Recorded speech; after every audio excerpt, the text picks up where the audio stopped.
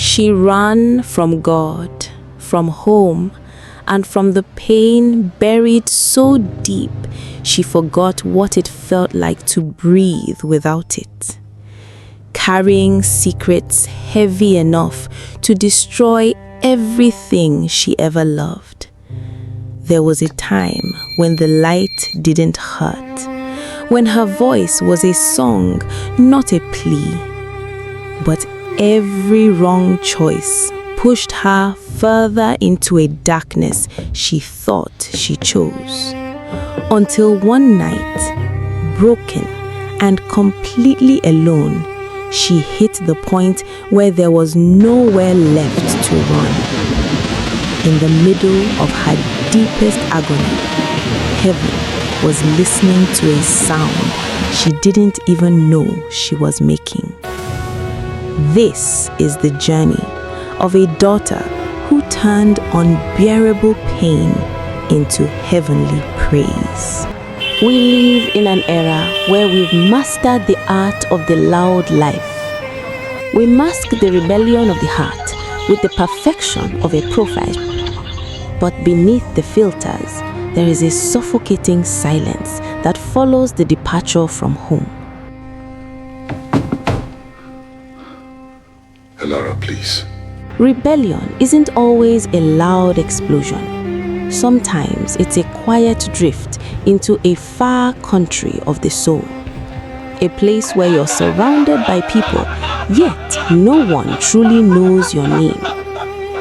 This is the weight of the unspoken, the agony of being lost while everyone thinks you are just finding yourself.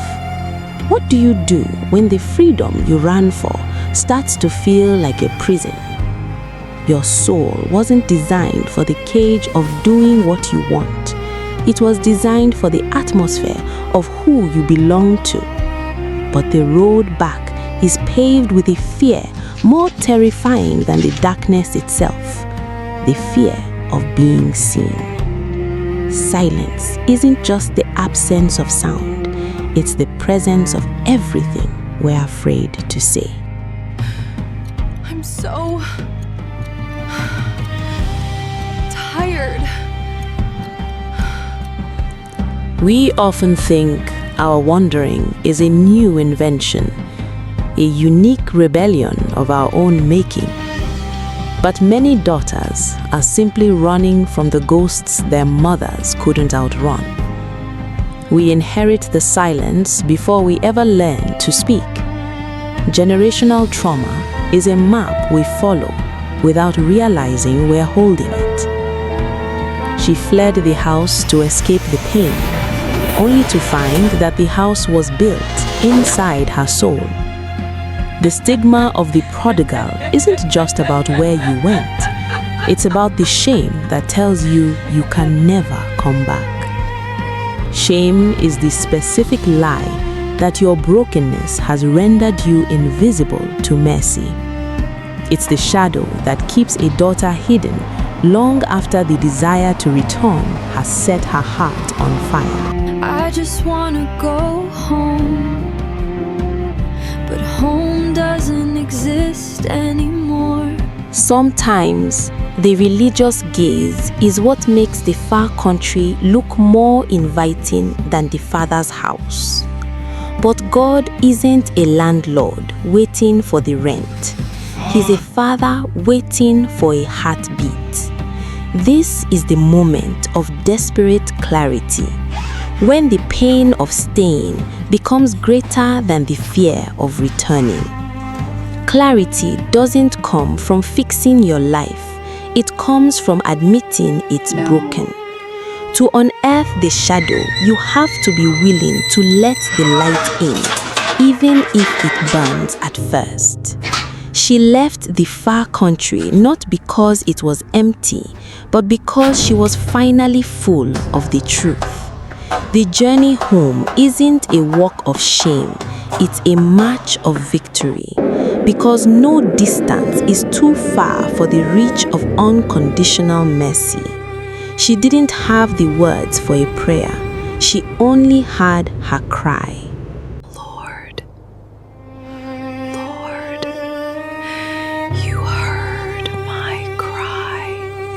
We spend our lives trying to hold the pieces together, terrified that if we break, we are useless. But in the kingdom, the lowest point of your life isn't a dead end. It's the only soil deep enough to hold a new foundation. Rock bottom is the place where the illusions finally die. The illusion that success could heal a fatherless wound, or that a new city could silence an old ghost. I had everything, and I had nothing. Surrender isn't giving up. It's letting go of the heavy stones you were never meant to carry. She began to trade the heavy burden of guilt for the sacrificial heart of a daughter. An altar isn't a place of execution. It's a place of exchange. You give him your ashes and he gives you his beauty. But to get to the beauty, you have to walk through the smoke of your own pride. The first step home is always the heaviest.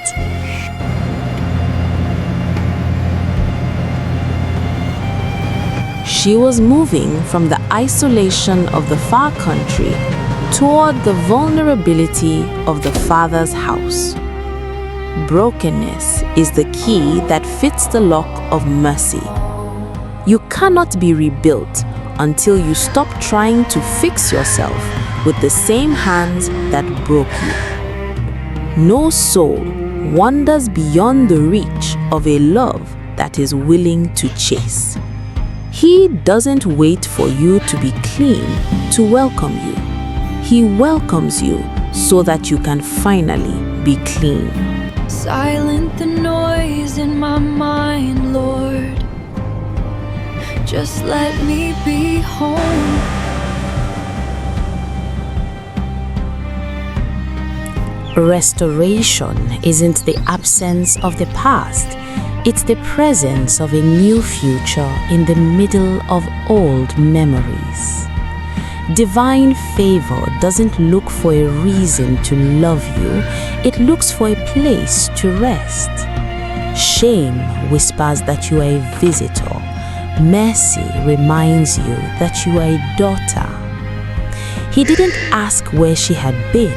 He only celebrated that she was here. This is the moment the silent cry of agony evolves into the thunderous sound of praise. We never stopped looking at the road, Ilara. Divine favor doesn't just welcome you back, it restores the years the locusts have eaten. Your identity isn't found in your wanderings, it's found in His heart. True praise isn't a performance, it's the sound of a prisoner who just realized the door was never locked. When you turn your agony into praise, you turn your prison into a platform. She wasn't singing because her life was perfect, she was singing because she was finally seen.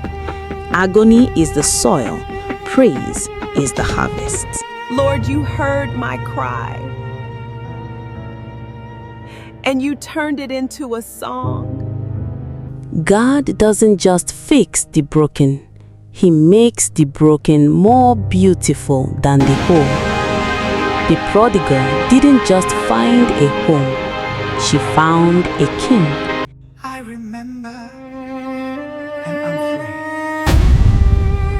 free. The journey home is a moment, but living as a daughter is a daily decision.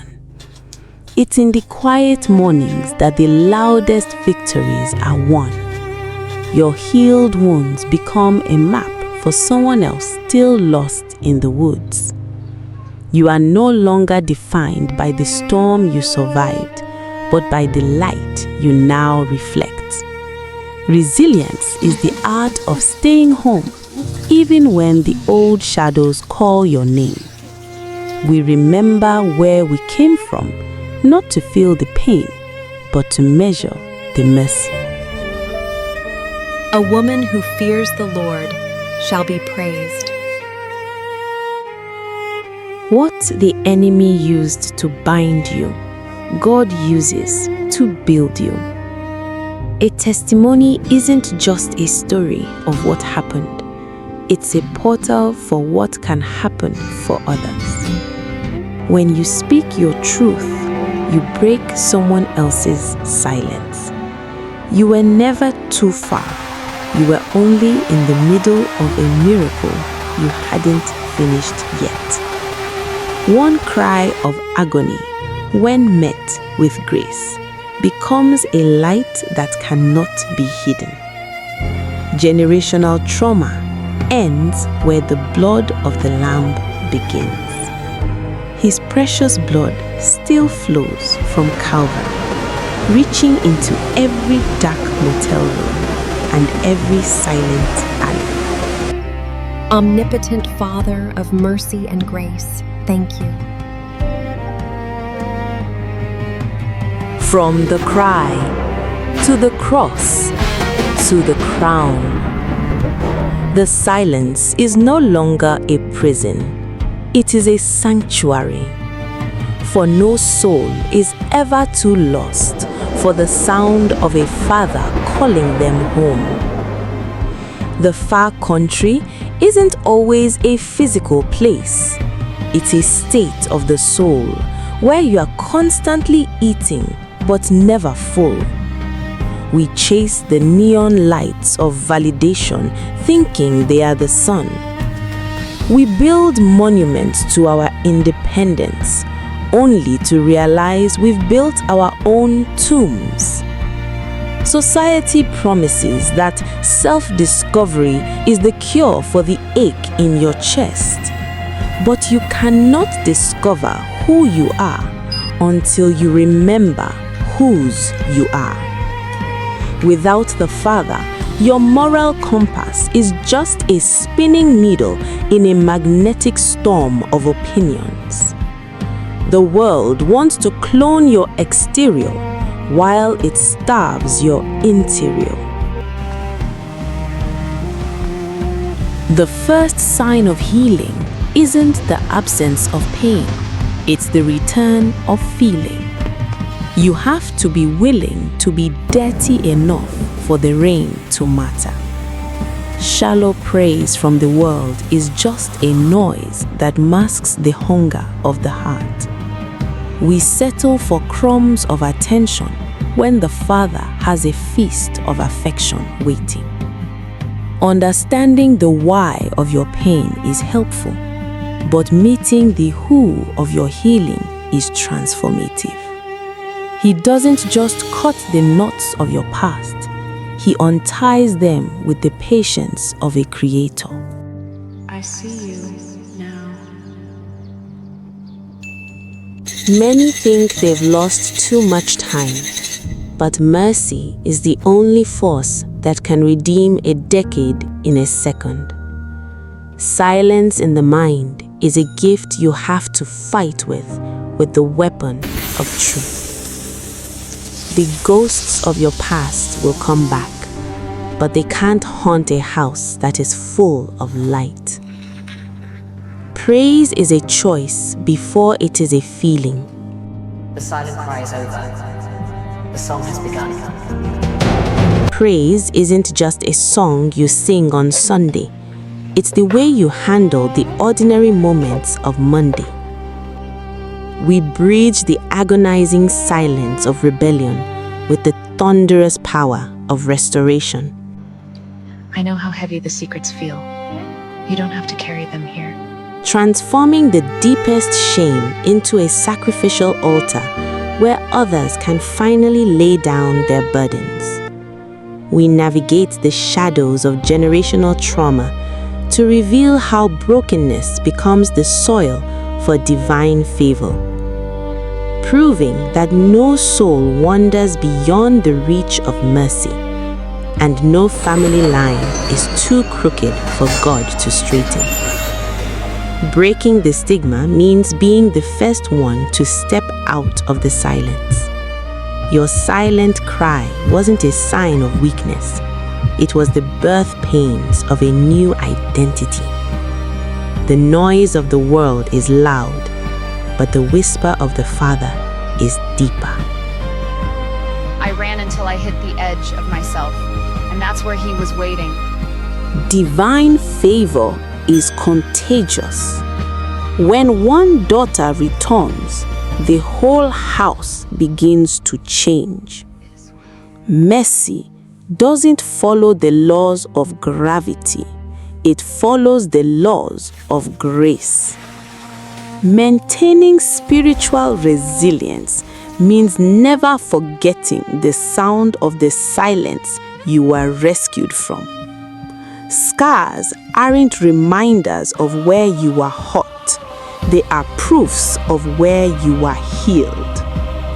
The final step of transformation is becoming the answer to someone else's silent cry. No distance is too far. No darkness is too deep.